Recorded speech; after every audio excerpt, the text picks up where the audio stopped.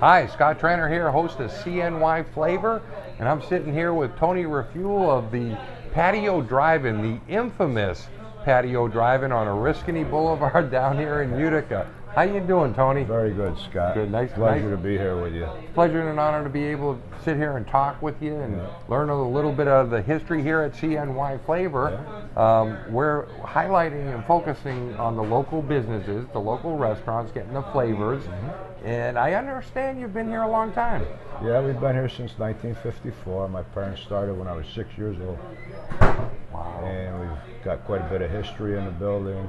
We started out as a little drive-in with about 4 tables inside.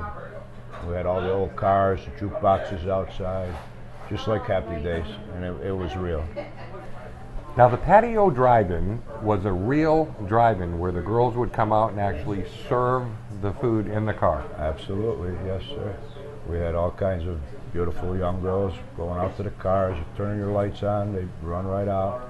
We had a jukebox outside, a couple jukeboxes inside, music outside, and we went till 4 o'clock in the morning, 7 nights a week. Now, what are you holding in your hand there? Well, right here we have a car hop tray. This is an original car hop tray. The girls used to go out to the car, they used to put her on the inside of the window, and then this would go up against the car and hold their food order in place.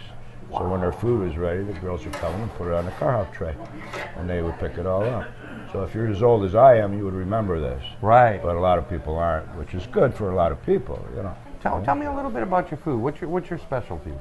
Well, we make a homemade chili sauce, which my mother started in 1954, and it takes us almost 3 days to do the whole operation. We cook it for at least 18 hours on 2 very low flames. We make 150 pounds at a time. Our hot dogs are the best we could find, especially made by Hoffman for us. Wow. And they're natural sheep casing German Frank. Yeah, and we've been selling those since '54. And our hamburgers, I just found a great hamburger. It's actually a little sirloin in it. It's fresh, comes in fresh. Never frozen. Never frozen, we sell it fresh. French fries, we go 400 to 500 pounds a week. And like I said, we do all kinds of foods now. We do turkey clubs, turkey sandwiches, hot turkey, hot beef. I put a new French dip on the menu with a little Swiss cheese, roast beef, sauteed onions, and on a bun, and that's going over great. You know. You see, what I love about this is the passion, okay? I can hear the passion in your voice. We make all homemade soups for the winter, you know? Okay. And that was taught to us by my son, which is a gourmet chef. Now, this is a lot bigger than it looks from the outside. When you're driving by, and again, we're on Oriskany Boulevard, right next to Dr. Uniforms here. It's a lot bigger because you have an actual patio attached to it. Yeah, we started that out as an arcade. I had an idea in Florida. We built that on for an arcade. And that lasted about 10 years, and then we left it go for a while. And then we said, well, we need more room in the restaurant. And we opened up another dining room. So we have 2 dining rooms. You know, and most of the time it gets pretty well used. Yeah. You must have had some famous people back in the day that came through this area. Yeah, we've had Danny Thomas was here. He was here, you know, with the St. Jude Hospital Fund Drive down the auditorium. And, you know, he came down, had lunch with one of the sheriffs, Abinator at the time. He brought him down. My father was Lebanese, and he was Lebanese. So he walked in the door and he says, "Oh my God," he says, "I finally found a Lebanese with a bigger nose than mine." Oh, yeah, and he stayed for an hour or so, and you know, he really enjoyed himself here. Through our talk, I get the impression that this is all about the relationships, not only with your employees, but with your customers too. Absolutely, yes. Many of my friends, you know, people have been coming here for 54 years. And their children come in, their grandchildren come in. So we're working on 3 or 4 generations of families that come here. You know, and they come after work, they come for dinner, come for lunch. But, you know, and we've known them very well, you know. Your prices are very reasonable. Thank you, yeah. We try to keep them reasonable. We have to maintain the best quality I could find. We have to know what will fit on our menu as far as cooking quickness and prices.